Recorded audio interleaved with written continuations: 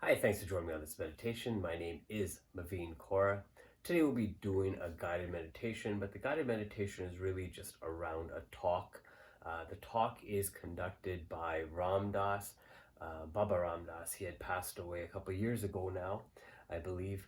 But this talk that we'll be listening to is from the episode number 51 or 52. It's called Transcending Individual Differences. You can find the talk actually on the Here and Now podcast. I do listen to it. I'm just kind of going through all the different podcasts again and again. There's some great information that you can just sit and meditate to or learn from. So I thought it'd be a great idea to incorporate this into our meditations. I'm hoping that you're able to take from this meditation as myself. As always, remember just to breathe in, breathe out, listen to the words, try to understand what is being said, and apply that to yourself as the talks always ask you to do. Once you're ready, find that nice comfortable place to sit down. And once you're ready, let's get started. I'm just going to cue up the meditation here and we'll get going right away. Thank you so much and enjoy. Please do continue your support. We appreciate it, and we will see you next time. So here's Ramdas, Here and Now, from the Naropa lectures.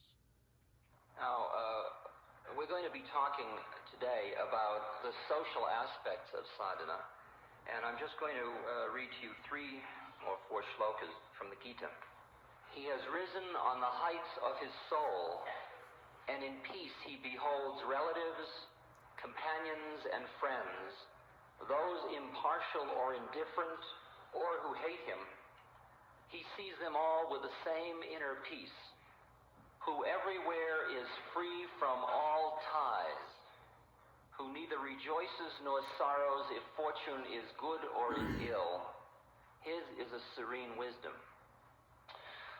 With the same evenness of love, they behold a Brahmin who is learned and holy, or a cow, or an elephant, or a dog, or even a man who eats a dog, with the same evenness of love. The man whose love is the same for his enemies or his friends, whose soul is the same in honor or disgrace, who is balanced in blame and praise, whose home is not in this world, and who has love, this man is dear to me. Most of us have grown up with a preoccupation with individual differences because it's been very efficient, but it's also been very neurotic, so that we get very discriminating about individual differences. And we call that being sophisticated.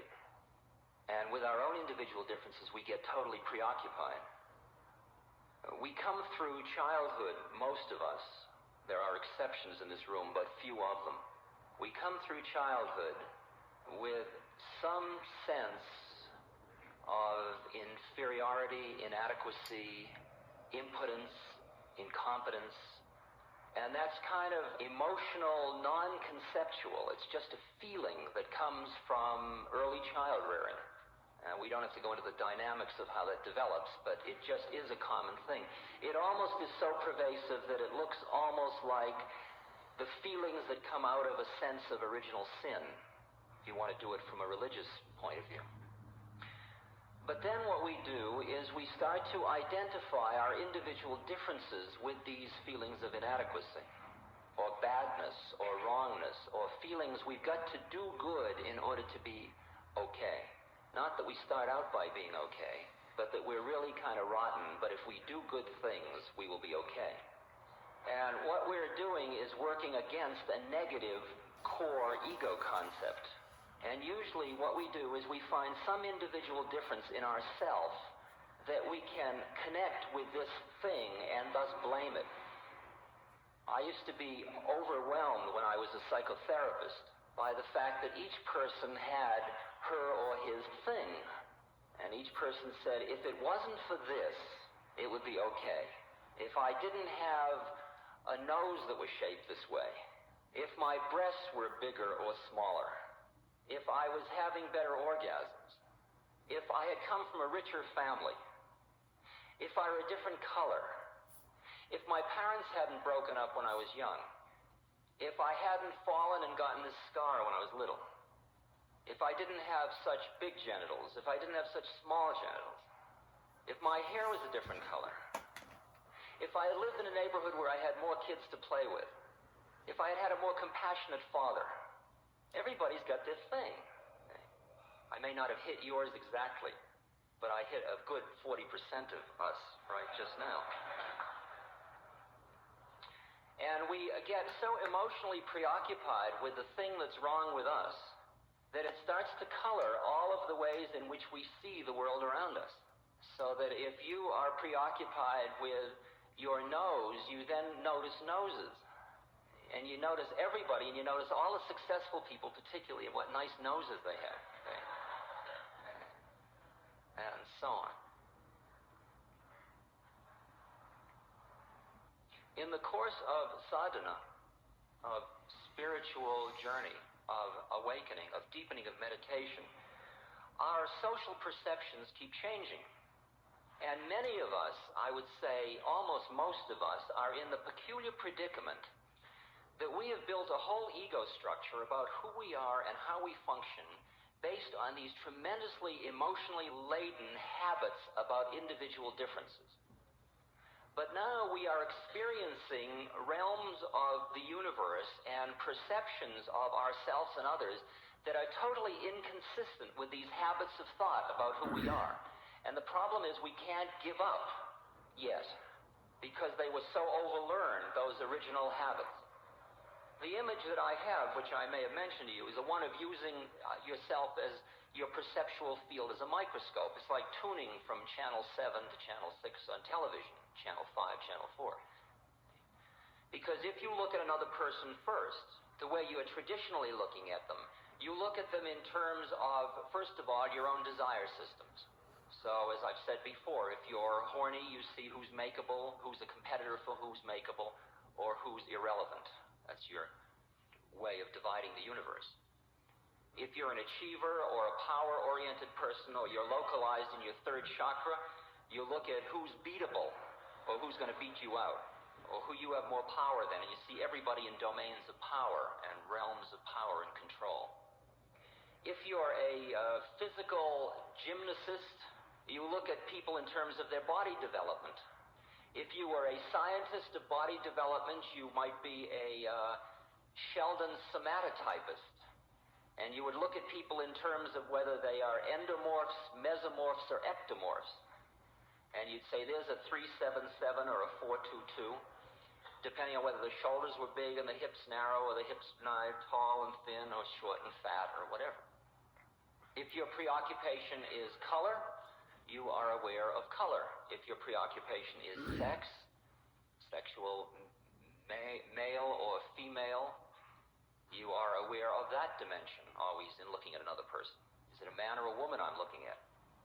If you have a sexual preoccupation that is deviant from the culture, cultural norms supposedly, you will be very aware of that dimension in everybody else. Now, if you flip the microscope one little flip, and you look a little deeper into another person, what you begin to see is personality. And then you see everybody as, that's a cheerful person. That person is very pleasant. That person seems depressed. And those of us that are preoccupied on the lower astral planes where our personalities exist, the only other people is personality. That person was nice to me. That's a nice woman. She's sort of motherly.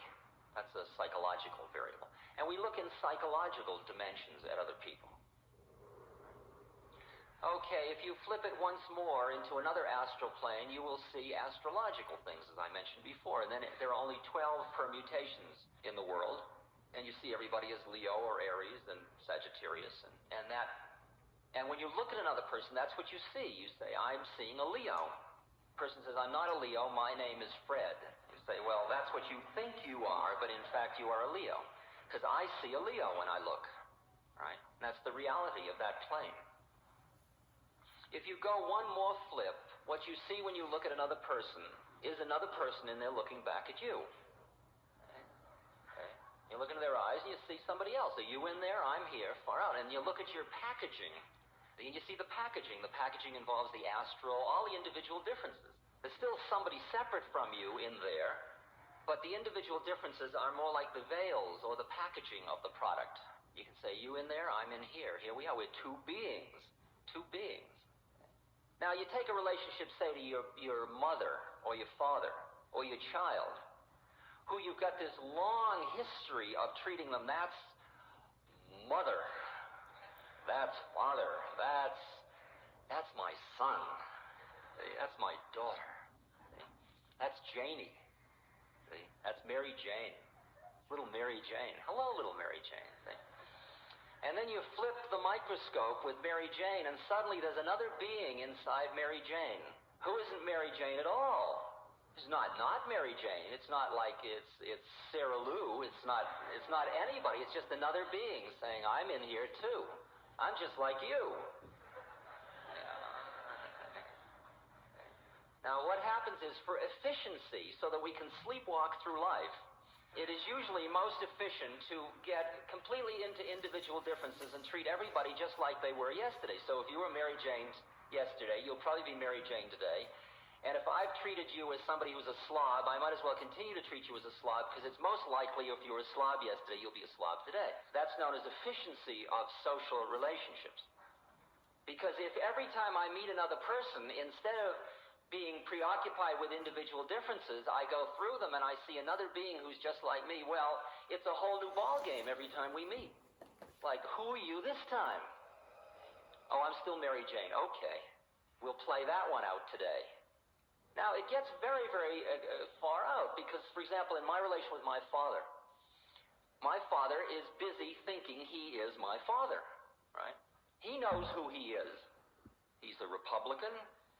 He's a man in his middle 70s. He's somebody who loves his family.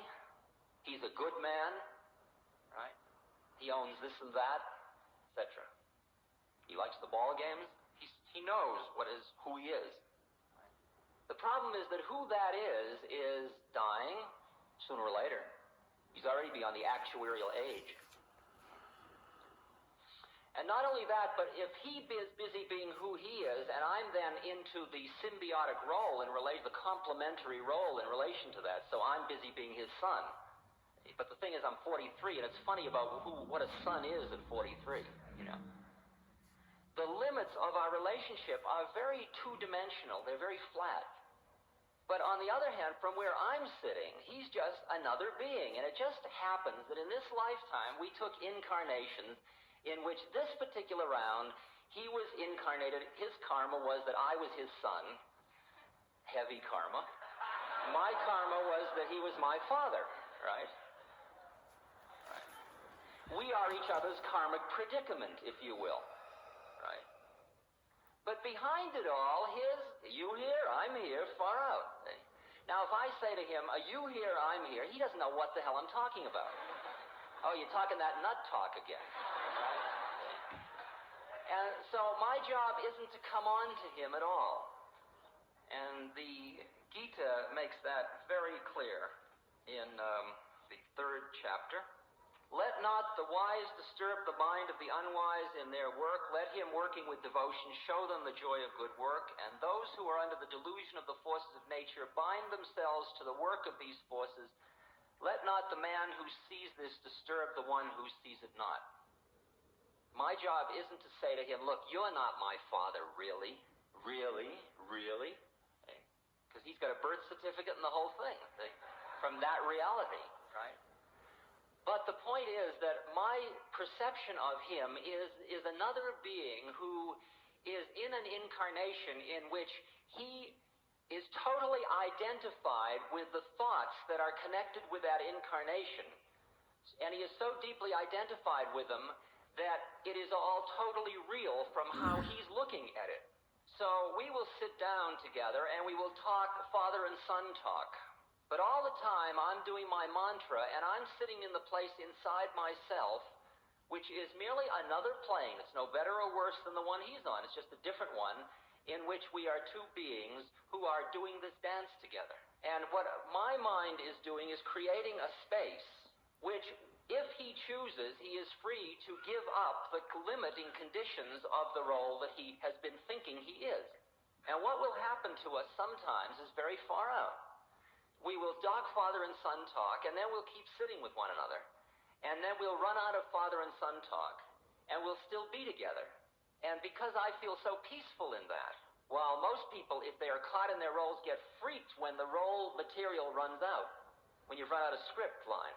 But I'll sit with it, and pretty soon we will just be sitting together, just as if we were meditating in the Naropa Center. And we can't have any words about it, because the minute we come into concepts, we immediately go back into models. But we have left words behind, and we're just together. Right?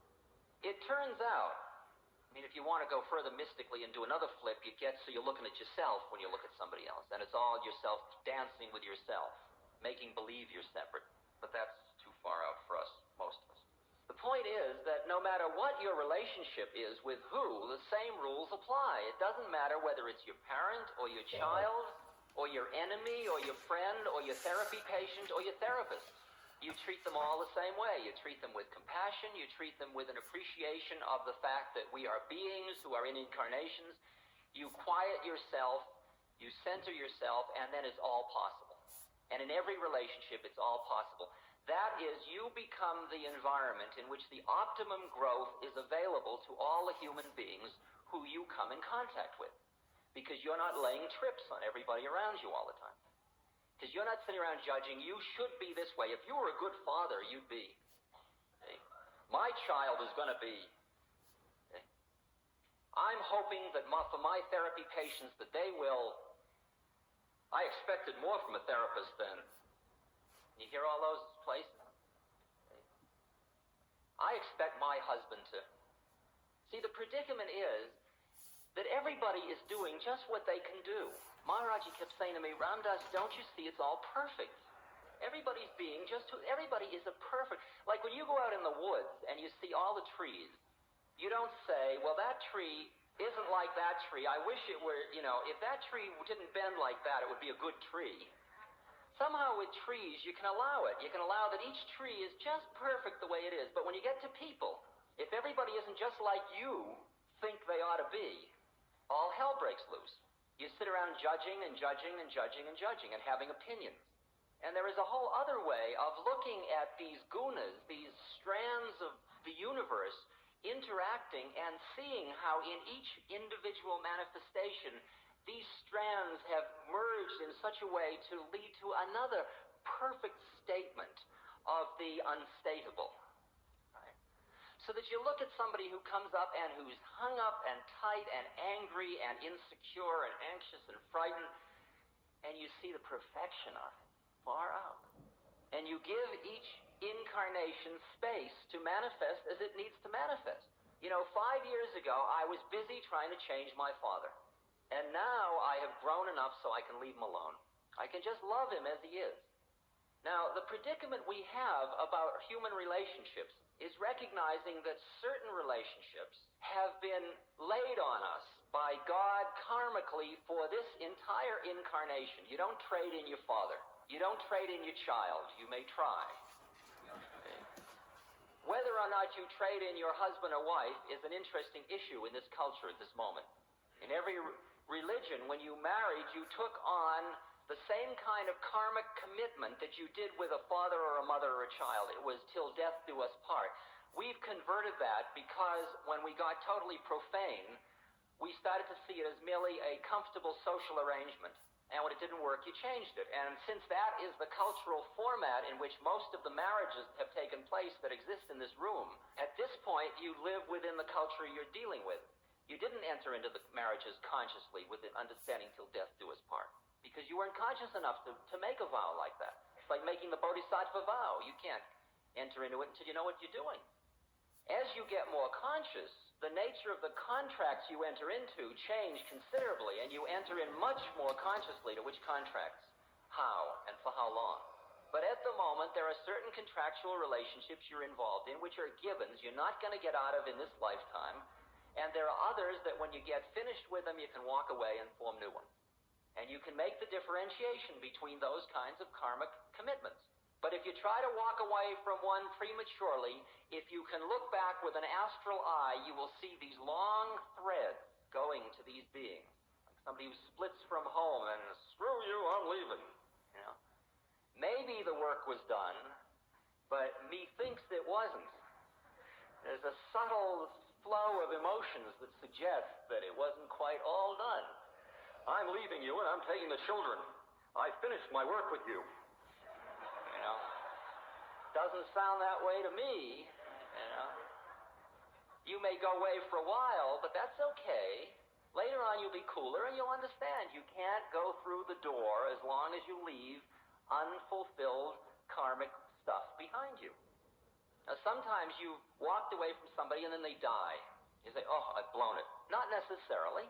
When you get totally centered, you can run through the relationship with them and bring it up to date consciously. Life and death isn't what it's about, as we'll talk about on Tuesday.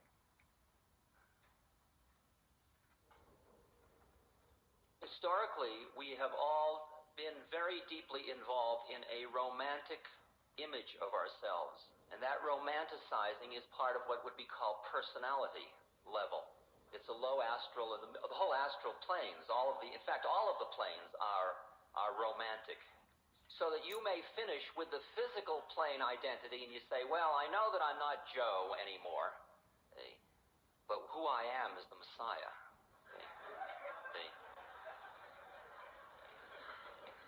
But don't tell anybody just yet, because I'm not ready to manifest.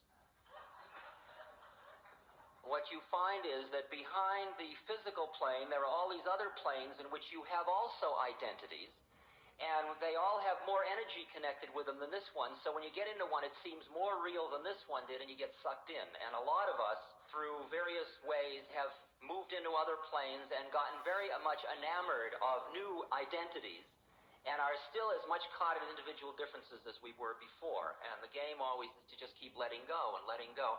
And Maharaji's statement, sub-ek, sub-ek, sub-ek, has been my saving thing. Sub-ek, there's only one. Now you and I can sit around and, like angels on a head of a pin debate, discuss whether the one and the zero are the same thing, and whether the one is an illusion. But for our point of view, from where we start, pardon me, from the poverty position, from where my work is reassuringly helped a lot by the one. And I remember a dialogue I had with Trungpa in front of some television cameras in Vermont last year, when Trungpa was teaching a seminar on Don Juan. And he said to me, Ramdas, what do you do about sorcerers? And I said, what sorcerers? I don't see any sorcerers. And he says, don't cop out, what do you do about sorcerers? I said, Trungpa, I don't notice all that stuff. I just notice God. There's all one. It's none of my business. I'm just aiming for the one. Now, he and I have been having a continuing dialogue, which is a very interesting one, about responsibility.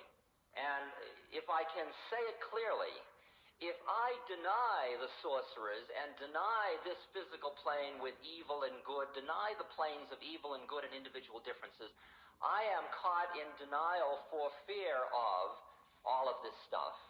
And I am no less hung up than if I had been totally preoccupied with individual differences and failed to appreciate that behind it all lies the one. And what my growth is that I am growing into being able to assume the responsibility in the realm of individual differences, at the same moment keeping fully aware of the fact that one lies behind it all. And that's where that blend, that, as Trungpa said to me one day, it's a very fine line between accepting the responsibility for individual differences. Like I say to people, and they get very aggravated with me, they say, oh, thank you, you're wonderful, and you've done so much in my life. I said, I don't do anything. I'm just a pawn in the game. And they say, oh, come on, stop kidding me. Now, from where I'm sitting, that's the most real thing I can say. At another level, it is true that I am doing something or other. And if I deny one level and cling to another, I'm still caught. So when people say thank you, I say you're welcome. And when they say you didn't do it, I say you're right. Okay? And you got to live with all that stuff all at once. Now you begin to notice as you start to begin to be a connoisseur of the law of the universe, of the divine law, that nothing seems to be happening by chance anymore.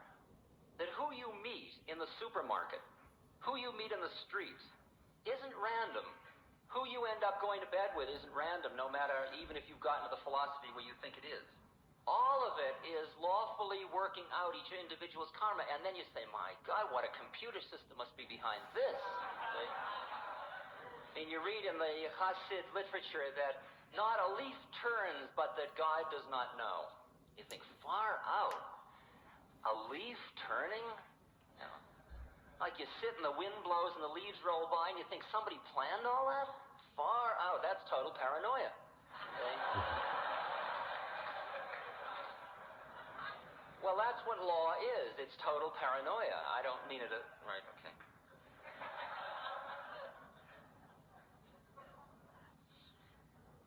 And as I said before, that when you start to get angry at people, like when, at this point, it's pretty good now. When somebody really infuriates me, I get infuriated.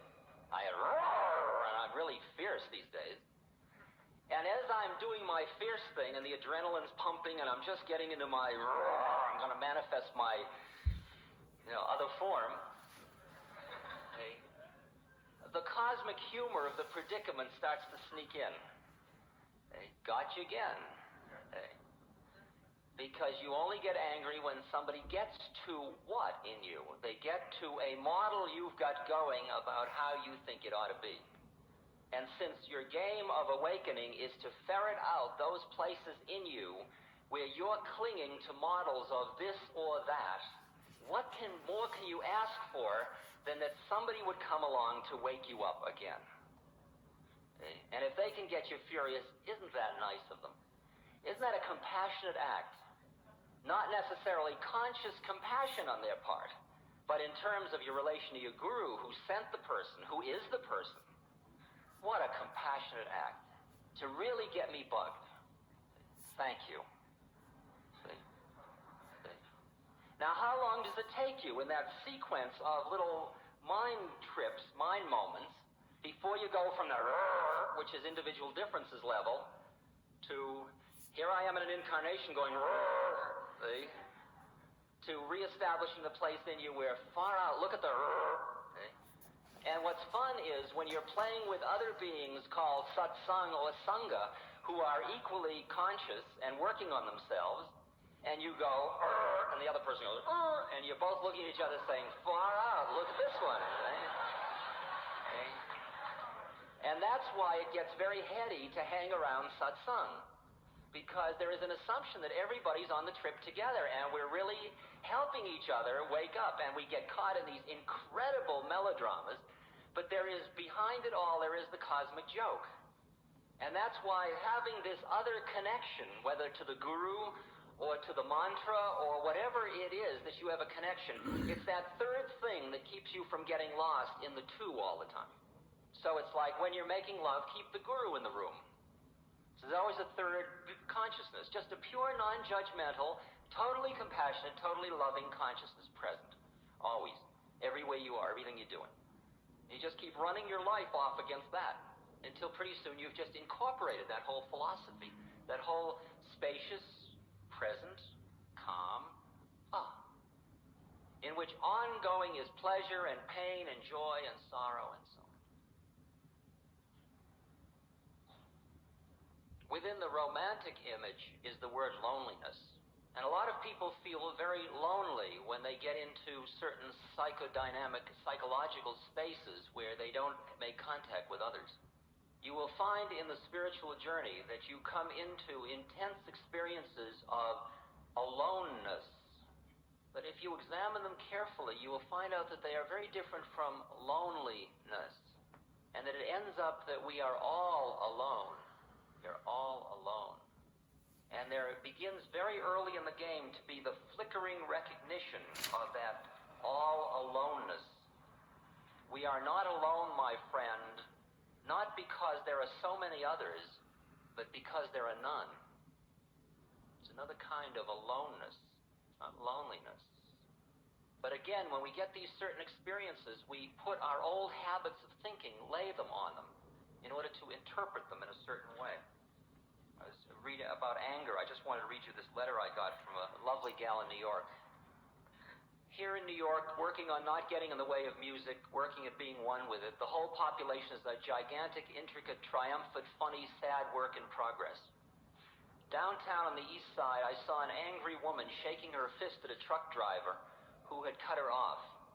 She was sputtering with rage, trying to find words. Finally, she shouted, you weird expression of God, you.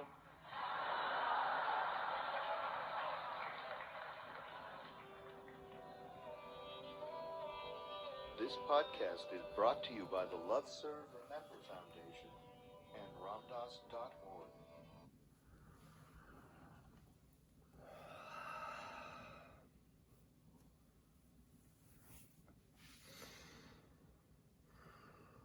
Thank you for completing this meditation with me. It was definitely a chat or a talk that was done by Ramdas or Baba Ramdas.